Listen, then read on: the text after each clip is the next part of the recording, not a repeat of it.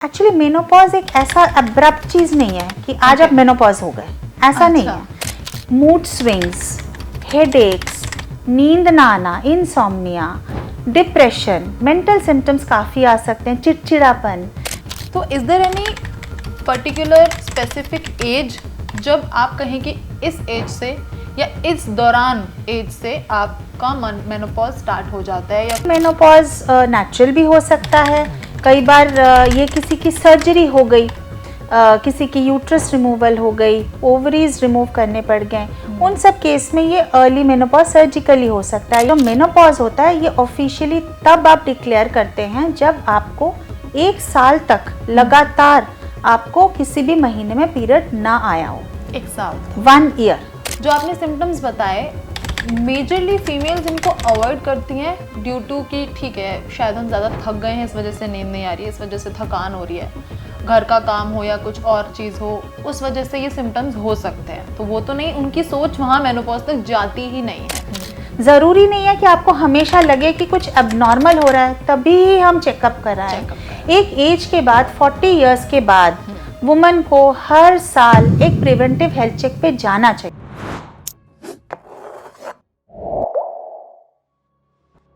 नमस्कार, आप देख रहे हैं हेल्थवेयर मीडिया। मेरा नाम है आंचल सनोरिया।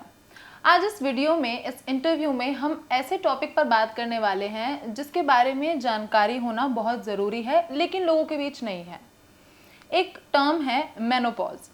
एक उम्र के बाद महिलाओं के शरीर में एक ऐसा चेंज आता है जिससे शायद वो खुद ही अवगत नहीं है, जिससे शायद वो खुद ही नहीं जानती हैं कि उनके बीच क्या फ़र्क हो रहे हैं, उनको क्या लक्षण दिखाई दे रहे हैं, क्या ऐसी ये जो चेंज है क्या ये नॉर्मल है या फिर नॉर्मल नहीं है।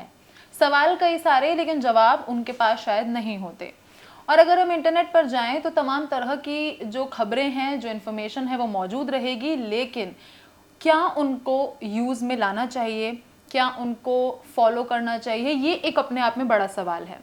और इसके लिए एक डॉक्टर से बात करने से बेहतर ऑप्शन कुछ नहीं हो सकता। इसलिए आज हम बात करने वाले हैं डॉक्टर सुतोपा बनर्जी से, जो इस टॉपिक को लेकर काफ़ी अच्छे से हमसे बात कर पाएंगे, क्योंकि वो इस चीज़ में काफ़ी बड़ी स्पेशलिस्ट है। तो welcome ma'am, welcome to Healthwire Media. Thank you so much. इस टॉपिक को लेकर जानकारी कितनी ज़रूरी है, पहले तो मैं ये सवाल आपसे करूँगी, कितना लोगों को पता होना चाहिए? एंड एज ऑफ नाउ आपने काफ़ी लोगों को ट्रीट किया होगा, काफ़ी लोगों से आप मिले होंगे जिनके बीच आई थिंक इस तरह की इन्फॉर्मेशन नहीं होगी इतनी, तो उनके साथ के एक्सपीरियंस क्या होंगे आपके? देखिए, women's health is very important. चाहे वो एडोलेसेंस में हो, चाहे वो रिप्रोडक्टिव एज ग्रुप में हो जबकि औरत बच्चा पैदा करती हैं, रिप्रोडक्शन में रहती हैं, चाहे वो पेरीमेनोपॉज या मेनोपॉजल एज में हो। ये एक ग्रेजुअल ट्रांजिशन है। It's a normal cycle of the process of growing older. ये कुछ एबनॉर्मेलिटी नहीं है। सब वुमेन जो इस एज के थ्रू जाती हैं आफ्टर द रिप्रोडक्टिव एज, ये सबको आता है। कई लोगों का ये प्रोसेस बहुत स्मूथ होता है जिसमें कि उनको खास परेशानियां नहीं होती हैं और बहुत सारा उनको तकलीफ़ झेलना नहीं पड़ता है, तो उनको ये कुछ खास पता नहीं चलता है कि ये कोई प्रॉब्लम है या कोई बीमारी है। लेकिन some women, even if it is a natural process, उनमें कुछ कुछ लक्षण आते हैं, थोड़े डिस्ट्रेसिंग हो सकते हैं, थोड़े कंसर्निंग हो सकते हैं। तो इसीलिए इस एज में चेकअप कराना to see, even if you don't have a symptom, फिर भी एक चेकअप कराना कि हाँ जो चीज़ चल रही है वो सही है कि नहीं सही है, डॉक्टरी सलाह लेना, कुछ लाइफस्टाइल चेंजेस पे फॉलो करना टू अंडरस्टैंड हाँ कौन से सिम्टम्स ऐसे हैं जो कि वार्निंग सिम्टम्स हैं, जिसमें मुझे डॉक्टर के पास ज़रूर जाना है। तो इस तरीके का अवेयरनेस तो डेफिनेटली होना चाहिए। तो मैम, सबसे पहला सवाल यही आ जाता है कि मेनोपॉज जो है क्या वो एक कॉमन प्रोसेस है या फिर कोई मेडिकल कंडीशन है? नहीं, ये एक नेचुरल प्रोसेस है और ये एक ट्रांजिशन है from the reproductive age group to the age जहाँ पे आपके धीरे धीरे पीरियड्स बंद हो जाते हैं। ये एक नेचुरल हार्मोनल चेंज है वुमन की बॉडी में। हालांकि कई वुमेन के लिए ये एक मेडिकल कंडीशन बन सकती है बिकॉज ईस्ट्रोजन के लेवल्स कम हो जाने की वजह से कई वुमेनों को काफ़ी ज़्यादा इसके लक्षण आ जाते हैं, जैसे कि मूड स्विंग्स, हेडेक्स, नींद ना आना, इंसोम्निया, डिप्रेशन, मेंटल सिम्टम्स काफ़ी आ सकते हैं, चिड़चिड़ापन, फिर उनमें पीरियड्स की इरेगुलर हो जाना। इनिशियली हो सकता कई लोगों में मेनोपॉज अचानक से पीरियड बंद हो गए और फिर आए नहीं, ऐसा भी हो सकता है। But some women may have irregularity of the periods कम हो जाना, लेस इंटरवल पे कई बार ज़्यादा इंटरवल पे आना या कई बार लेस इंटरवल पे बार बार आना, हेवी ब्लीडिंग होना या कईयों में over a period of time धीरे धीरे वो बंद हो जाना, कभी 1 महीने में आए, कभी 2 महीने में आए, इरेगुलरिटी हो जाना। या कई वुमेन में even vaginal dryness, urinary incontinence, जहाँ पे वो ठीक से अपने यूरिन को कंट्रोल ना कर पाए, इस तरीके के लक्षण भी आ जाते हैं। डिक्रीज लिबिडो, हॉट फ्लशेस, बहुत बुरी तरह से गर्मी फील होना सडनली और स्वेटिंग हो जाना, सो ये बड़े डिस्ट्रेसिंग सिम्टम्स होते हैं। इसके अलावा जब आप मेनोपॉज में जाते हैं, कुछ ऐसे चीज़ होते हैं जो आपको पता नहीं लग रहा होता लेकिन आपकी बॉडी में वो चलती रहती है, जैसे कि आपके बोन्स वीक हो जाना, ये एक प्रॉब्लम रहती है because of the decreased oestrogen. तो बोन्स थिन हो जाते हैं, तो इसको ऑस्टियोपोरोसिस कहते हैं, जिसमें कि फ्रैक्चर्स होने के चांसेस होते हैं, थोड़ी सी ट्रिवियल इंजरी के साथ फ्रैक्चर्स हो जाते हैं। या आपके कार्डियोवैस्कुलर हेल्थ जो है, जैसे ब्लड प्रेशर, हार्ट अटैक्स, ये सारी चीज़ें मेनोपॉज हो जाने के बाद अगर सही से प्रिवेंट नहीं करे गए, सही से उनका मॉनिटरिंग नहीं किया गया, तो ये चांसेस बढ़ जाते हैं because of the decreased oestrogen. क्योंकि मेनोपॉज में क्या होता है कि आपके जो फीमेल हार्मोन है ईस्ट्रोजन, वो बनना बंद हो जाता है, उसकी कमी आ जाती है।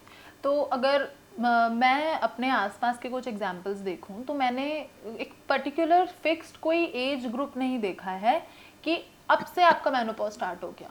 तो is there any particular specific age जब आप कहें कि इस एज से या इस दौरान एज से आपका मेनोपॉज स्टार्ट हो जाता है या फिर आपके बीच मेनोपॉज जो है वो उभरने लगता है? आमतौर पे तो जो एज है, जो नॉर्मल एज होना चाहिए मेनोपॉज का, वो 45 to 55 ईयर्स के बीच में होता है। तो इस 10 साल में वेरी कर सकता है, किसी को 45 में हुआ, किसी को 48 में हुआ, इवन 55 में हुआ, तो this is considered as normal. Is it possible कि क्योंकि लाइफस्टाइल इतना चेंज हो रहा है तो क्या किसी को 45 से पहले हो सकता है? जी। अगर आप 40 से 45 एज के बीच में आप मेनोपॉज में जाते हैं तो उसको अर्ली मेनोपॉज कहते हैं। और अगर आप 40 इयर्स के नीचे अगर आप मेनोपॉज में जाते हैं तो उसको प्री मैच्योर मेनोपॉज कहते हैं। 40 से नीचे भी मेनोपॉज देखा जाता है? यस। और इनको अलग अलग सिमिलर सिम्टम्स होते हैं, बट इनको अलग अलग इसीलिए क्लासिफाई किया गया है क्योंकि इनके जो हेल्थ रिस्क्स हैं because of the early depletion of the oestrogen, वो बढ़ जाते हैं जब आप बहुत पहले मेनोपॉज में चले जाते हैं। सो कई बार अर्ली मेनोपॉज नेचुरल भी हो सकता है, कई बार ये किसी की सर्जरी हो गई, किसी की यूट्रस रिमूवल हो गई, ओवरीज रिमूव करने पड़ गए, उन सब केस में ये अर्ली मेनोपॉज सर्जिकली हो सकता है। या किसी को कोई रेडिएशन, कीमोथेरेपी, इन सब चीज़ों में भी दी गई हो तो उनको भी अर्ली मेनोपॉज हो सकता है अगर उनकी उस एज ग्रुप में ये प्रोसीजर या कोई ट्रीटमेंट हुई हो। जब मैं इस बारे में पढ़ रही थी तो मैंने काफ़ी तरह के मेनोपॉज पढ़े, तो आप मुझे उनमें फ़र्क बता सकती हैं? देयर इज़ प्री मेनोपॉज, परी मेनोपॉज एंड पोस्ट मेनोपॉज। इन तीनों में अंतर क्या होता है, क्या फ़र्क है, क्या अलग अलग क्या देखा जाएगा इन तीनों में? एक्चुअली मेनोपॉज एक ऐसा अब्रप्ट चीज़ नहीं है कि आज आप मेनोपॉज हो गए, ऐसा नहीं है। It is a transition over a period of time. और जो मेनोपॉज होता है ये ऑफिशियली तब आप डिक्लेयर करते हैं जब आपको 1 साल तक लगातार आपको किसी भी महीने में पीरियड ना आया हो। 1 साल तक, 1 ईयर, तब आप डिक्लेयर्ड होते हैं कि हाँ अब आप मेनोपॉजल हैं। तो जो मेनोपॉज का 1 साल है और उससे पहले जब से मेनोपॉज के सिम्टम्स शुरू होते हैं उसको पेरीमेनोपॉजल एज ग्रुप कहते हैं। पीरियड का इरेगुलर होना, हॉट फ्लैशेस आना चालू करना, वजाइनल ड्राइनेस होना, इरिटेबिलिटी होना, ये सारी चीज़ें over a period of 5 to 8 years prior to your becoming menopausal starts. 8 से 10 साल पहले, 5 से 8 साल, 10 साल भी हो सकता है, बट 5 से 8 साल it's a huge time. It's a huge time. So sometimes when these symptoms come, तो कई बार पेशेंट्स पूछते हैं क्या अब मैं मेनोपॉजल हूँ, तो कहना बड़ा मुश्किल होता है। तो हम यही कहते हैं कि हो सकता है आप कुछ सालों में मेनोपॉजल हो जाएंगे, लेकिन अभी आप अपने पेरी मेनोपॉजल फेज में चल रहे हैं, क्योंकि आपको पीरियड्स जो हैं वो कभी कभार आ रहे हैं, they are coming in between, so आपको हम मेनोपॉजल नहीं कह सकते। उसके पहले जब ये सिम्टम्स नहीं शुरू होते हैं तो वो प्री मेनोपॉज होता है, और जो 1 साल के बाद आप मेनोपॉज हो जाते हैं उसके बाद उसको पोस्ट मेनोपॉजल कहते हैं। ओके, ठीक है।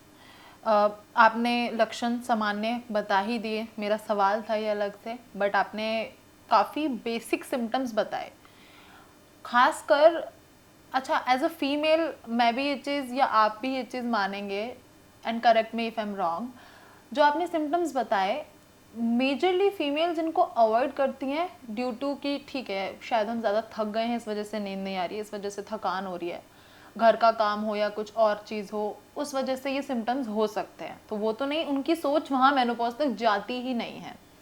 एंड उसके बाद आपका कहना है कि 1 साल तक अगर आपको पीरियड्स नहीं होंगे देन यू कैन डिक्लेयर कि हाँ आप मेनोपॉजल हो चुके हैं। तो कैसे यकीन करें, इनके अलावा कोई और मेजर सिम्टम होता है? देखिए, सिम्टम्स कुछ वार्निंग चीज़ें होती हैं जो आपको डेफिनेटली बहुत गौर रखना चाहिए, स्पेशली अगर आप 1 ईयर से आपको पीरियड्स नहीं आए हैं। उसके बाद अगर आपको कोई एबनॉर्मल वेजाइनल ब्लीडिंग होती है तो वो नॉर्मल नहीं होता है। अच्छा, रीजंस कुछ भी हो सकते हैं, बट एक चीज़ है कि यही वही एज ग्रुप है जहाँ पे आपको जेनाइटल कैंसर्स की डेवलपमेंट शुरू हो सकती है, जैसे कि cancer of the cervix which is the mouth of the uterus, या सर्विक्स या cancer of the uterine lining, endometrial cancer, या even ovarian cancers, breast cancers. तो अगर आपको इस तरीके की कोई चीज़ चल रही है, preventive health is something which is very basic. ज़रूरी नहीं है कि आपको हमेशा लगे कि कुछ एबनॉर्मल हो रहा है तभी हम चेकअप कराएं। एक एज के बाद 40 इयर्स के बाद वुमन को हर साल एक प्रिवेंटिव हेल्थ चेक पे जाना चाहिए, सो दैट अगर आपसे नहीं डिटेक्ट हो रहा, अगर आपको लगता है कि नॉर्मल है बट मेडिकली हो सकता है वो ठीक नहीं है, तो वो उस दौरान स्क्रीन हो जाती है। हम वो इन्वेस्टिगेशंस कराते हैं टू चेक कहीं आपके बोन्स में इशू तो नहीं आ रही है, कहीं आपकी कार्डियोवैस्कुलर हेल्थ में इशू तो नहीं आ रही, कहीं डेवलपमेंट ऑफ कोई कैंसर्स तो नहीं हो रहा है, क्या आपके बेसिक जो टेस्ट हैं वो सारे सही चल रहे हैं कि नहीं चल रहे हैं। तो एक स्क्रीनिंग हो जाती है। प्लस जब आप डॉक्टर के पास जाते हैं ना तो डॉक्टर आपको कुछ एडवाइसेस भी साथ में देते हैं, हाँ अभी आप इस एज ग्रुप में हैं, ये चीज़ें हैं जो आपके लिए नॉर्मल है, ये चीज़ें हैं जो वार्निंग है। स्पेशली जैसे मैंने वेजाइनल ब्लीडिंग के बारे में बताया, कई लोग सोचते हैं अच्छा ठीक है 1 साल आया नहीं डॉक्टर साहब, फिर से मेरे को थोड़ी सी ब्लीडिंग हुई, थोड़ी सी स्पॉटिंग हो गई, बट वो spotting is indicative that something is bleeding inside and it needs which is not normal. Okay, so कई बार क्या होता है ना कि आपको अगर नहीं पता चलता है, it is good to go for at least a yearly checkup so that at least somebody else can pick it up for you. Yes.